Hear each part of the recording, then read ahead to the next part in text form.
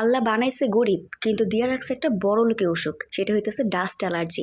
মানে ধুলাবালি থেকে বড্ড অ্যালার্জি। এমনকি ঘর ঝাড়ু দিলেও আমি 10টা হাঁচি মারি। কালকে একটু ঘরের কাজ বেশি করছি, এই যেমন বিছানার তোষকটা নিয়ে ছাদে দিছি, ওইটা আবার বাড়ি দেওয়া ঘরে আনছি, একটু ঝুল ছাড়ছি, ফ্যান মুছছি, তারপরে ফার্নিচার গুলা মুছছি। এই আমাকে ধরছে আমার অ্যালার্জি মার্কা রোগ। সমানে সর্দি, চোখ চুলকানো, চোখ ফুলা লাল হয়ে গেছে, এমনকি মাথা পর্যন্ত ব্যথা। তো কি আর করার, ঠান্ডার ওষুধ খাইলাম, নাপা খাইলাম, কাজ হইতেছে না, তাই ভাবলাম একটু চা খাই। বোন কতদিন ধরে দিয়ে রাখছে গ্রিন টি। এই গ্রিন টি খাওয়ার অভ্যাস আমার নাই।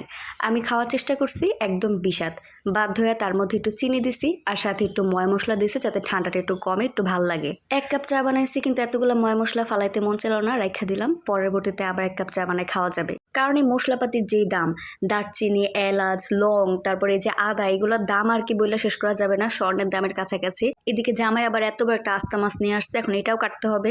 তো যাই হোক, আমার জন্য দোয়া করবেন সবাই। আল্লাহ হাফেজ।